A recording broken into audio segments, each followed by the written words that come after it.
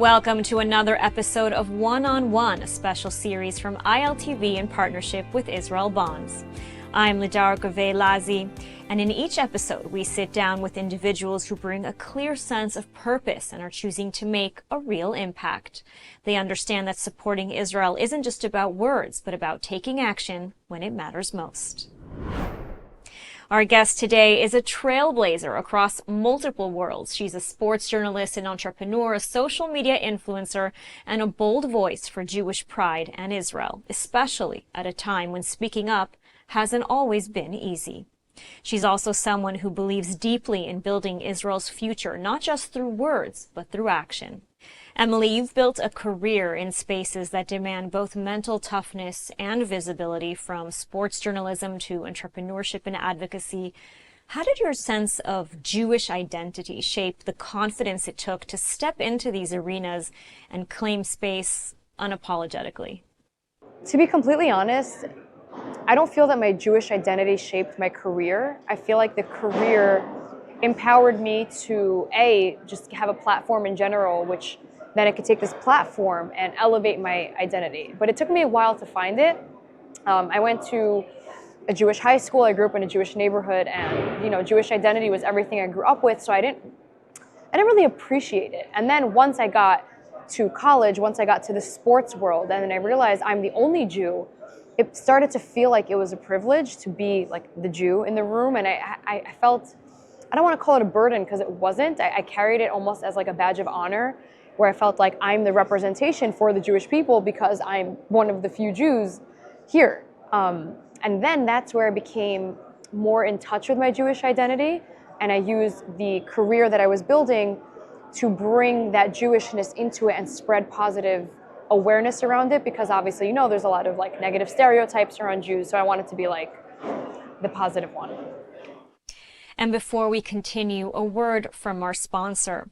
Israel Bonds offers a direct way to invest in Israel's resilience while investing in your own future.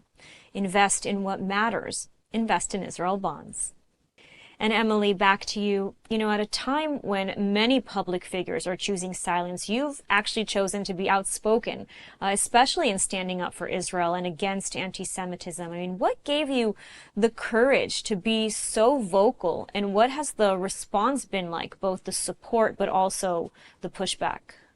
Well, of course, for me, it didn't feel like it was a choice after October 7th. And even before October 7th, I always had this like survival instinct in me, because when I was 16, I went to Poland and I saw what people are capable of. And it wasn't just seeing what happened in Poland that kind of woke me up partially. It was coming back from Poland, doing research about how this happened, and then finding out how the world didn't help us until it was convenient for them to. So knowing that we're on our own as a 16-year-old is very traumatizing. But it was irrelevant, because in my mind, okay, this will never happen again. But come October 7th, I got flashbacks. I'm like, oh my goodness, this absolutely can happen again. And we saw the response that the world had. So for me, speaking up was an obligation. The pushback has been insane. I was unemployed for like a year after October 7th. Miss Universe shunned me. I had so many brands stop communicating with me. It was sad, but the positive outreach has been incredible. I feel like for the first time I've been, really surrounded by the Jewish community. Of course, there's like sinat chinam, there's so much infighting, and it's very sad, but ultimately we're all we have. And unfortunately, not all of us realize that, but I realize that, so I'm going to try to unite the community as much as I can. And moving on to another one of your hats, sports often bring together people who might never otherwise interact. How do you see your role in using sports to bring people closer together, particularly by giving positive exposure to Israel and the Jewish community through high-profile Israeli athletes? Sports in general, I think, is the best bridge to anything. Sports, food, and money unite people. So being on the sports end of it, I feel like it's built incredible bridges for me. I don't know why it's not spoken about more. I started working in Saudi Arabia 2 years ago, before it was like cool and safe and fun. And I absolutely fell in love with the Saudis. That love was reciprocated. And we talk about Israel, we talk about Gaza, we talk about really uncomfortable things. And the only reason I'm in Saudi Arabia is because of my sports job and because they bought a percent of the league that I work for. So, it's an entryway into many doors that otherwise would not have been opened. And I'm really, really grateful that I get to, be on both the political side of things and the sports side of things, because they cross paths so much more than what people think. And, people can disagree on everything, but you could root for the same team in the same sport, and it's all fun at the end of the day. And you've been covering a lot of entertainment coming out of Saudi Arabia. I mean, what have your experiences been like as an openly Jewish, pro-Israel sports journalist and a woman working in that space? The way I was welcomed there was something I wish the world could see, because the media shows you the worst side of things, but there is that majority of silent people. And in Saudi, here's a really heartwarming story. I did Yom Kippur last year in Saudi Arabia, and I observed Yom Kippur 100%. I came with my Tehillim, I came with my Siddur, I fasted, I didn't drink water, I didn't go in the elevator. And I remember somebody came to check up on me all the time because they know I couldn't really move around freely. And after Yom Kippur was over, my Saudi friends from Jeddah, they asked me, so what is Yom Kippur? So I explained to them the Beit HaMikdash, and we fast and we, mourn and repent. And it was a thought that counts. They prepared a feast for me after Yom Kippur because I was hungry. But the problem was they didn't understand kosher and halal are not exactly the same thing. So they prepared a camel for me. And camel's not kosher. So that was a shame. But it's a thought that counts, and it really warmed my heart. And have those interactions challenged stereotypes, either theirs or yours, about what dialogue and coexistence can look like? It's so easy to talk behind the screen. It's so easy to hate someone behind the screen. In fact, I've spoken to many Saudis who are completely anti-Israel, but then you sit at a table like this and you're communicating with one another, and you can find more common ground than you think. The problem is not everyone has the opportunity to have these conversations, which again, that's why I'm so grateful I have the job that I do, because I end up at these weird situations. But once you sit down with the person, you will bond about so many things, whether it's food or sports or even politics. I mean, there's so many things that the Saudis and I do have in common. And I feel like it doesn't just go as far as the Saudis. It's between Israel and any country. I mean, everyone has something in common. I was in Abu Dhabi with a girl, I won't say her name out of respect, she's part of the royal family, but a mutual friend introduced us, and he said, I want you to spend the entire day with her. She's going to take care of you. I don't ask questions. I'm Zohemet. I go with the flow.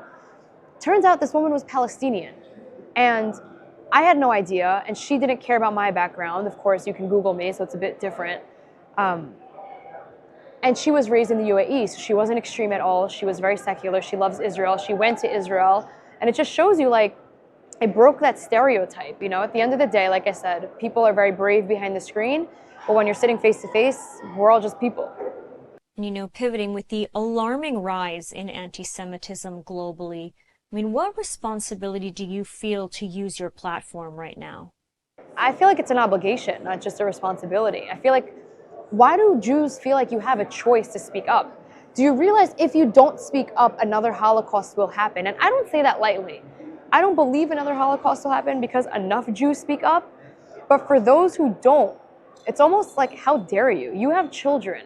Your children are going to grow up in a world filled with anti-Semitism, and what? You feel like you're exempt from that anti-Semitism, maybe because you're powerful or you are very wealthy, but nobody's exempt, because when the Nazis came for the Jews, they didn't ask, are you Democrat or Republican? They didn't ask how much money's in the bank. They didn't ask if you were a lawyer or a doctor. They killed every Jew.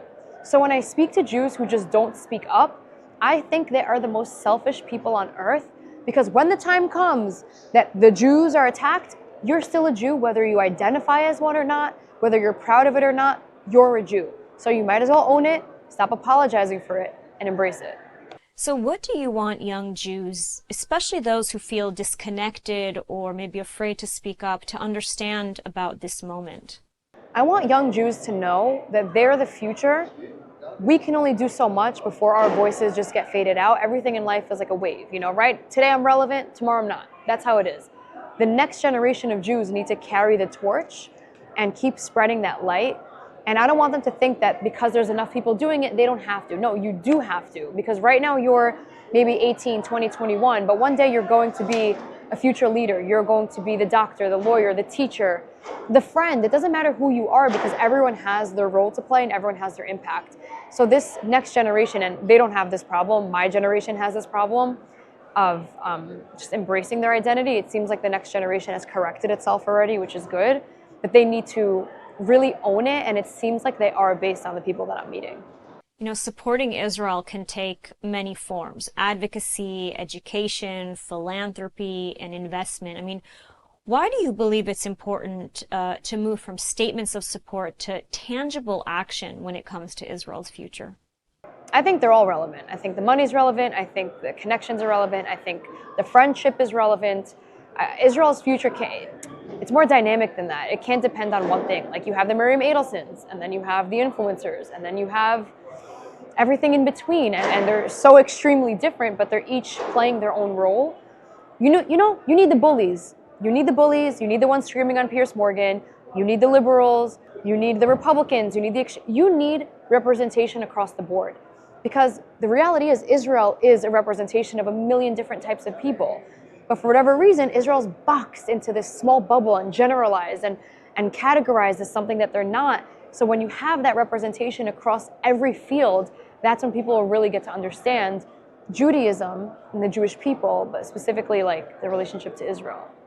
Emily, thank you so much for your honesty, your strength, and your willingness to lead, not just with success, but with conviction. Your story is a powerful reminder that pride and purpose are not inherited, they're chosen every single day. Thank you so much for joining us. Thank you. Emily spoke powerfully about choosing action, about showing up for Israel, not only with words, but with real commitment. At One-on-One, that idea sits at the heart of everything we do, because when something truly matters, you don't just talk about it, you invest in it. That belief is what connects today's conversation to our partners at Israel Bonds.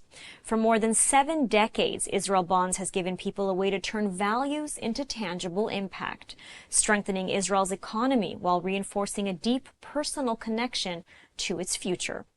To continue that conversation, I'm pleased to be joined by someone helping shape the next generation of that commitment.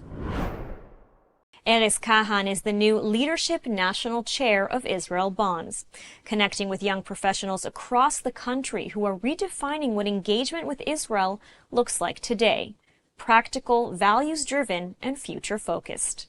Erez, welcome to One-on-One. Good to be here. Thank you for having me. And as you interact closely with young leaders who are navigating a very different landscape from previous generations, I mean, what do you see motivating young professionals today to engage with Israel through Israel Bonds, especially in this moment?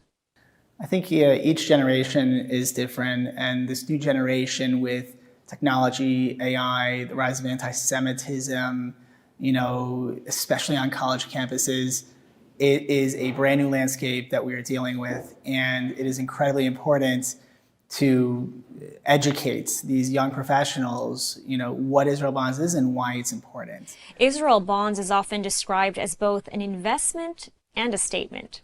What do you say to someone who wants to get involved with Israel Bonds but isn't sure where to begin? If someone is not sure where to begin, I usually tell them to start where you're comfortable with, whether that is just simply going to an event and exposing yourself to information, to learning more, all the way up to getting more involved, helping put together an event, or all the way to, buying a bond and educating the people around them.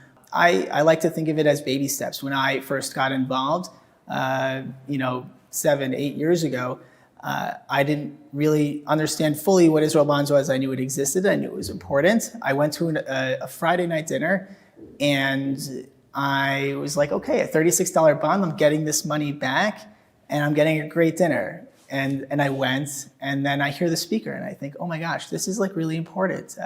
So I went back to another event, and then I start to think, maybe I should get more involved in Israel Bonds. So I started to get more involved, and I started to talk to my friends and bring friends to the events. And then I start educating my friends about it. And that's why I'm here today in my position. And what excites you about being the national chair for Israel Bonds New Leadership? I started this position as, being in New York City and going to events in New York City. And I've exhausted my resources in my social circles, in my community, in my synagogue, getting all the people that I know in New York City involved with Israel Bonds, educated about Israel Bonds, getting young professionals involved in Israel Bonds in New York. It's incredibly important at this point, to start going out on the streets, going to different areas. Going to the game in Philly is a perfect example of going out and meeting young professionals in different areas and spreading the beauty of Israel Bonds and the importance of Israel Bonds, why it's important, and planting the seeds in these different cities in these different Jewish communities where there are plenty of young professionals, where they can then take on the reins and spread the word and create their own events, and we can grow from there. How can investing in Israel through Israel Bonds serve as a form of empowerment during times like these? During times like these, it could be very overwhelming, and young professionals don't necessarily know how to respond with the rising anti-Semitism around. And one really big way to combat this is by making a statement by investing in Israel Bonds. You are making a statement saying, I believe in the state of Israel, I believe in what this bond stands for, and I believe in the continued existence of the state of Israel. Ediz, thank you for joining us today and for your leadership and for reminding us that investing in Israel is not just about the present, it's about believing in a shared future and having the courage to help build it. Thank you so much. Today's conversations, from Emily's advocacy to Ediz's leadership, remind us that support for Israel takes many forms, but it always begins with intention and action. When you invest in what matters most, you don't just shape outcomes, you shape identity, resilience, and possibility. This is One on One, where bold voices meet meaningful action. We'll see you next time.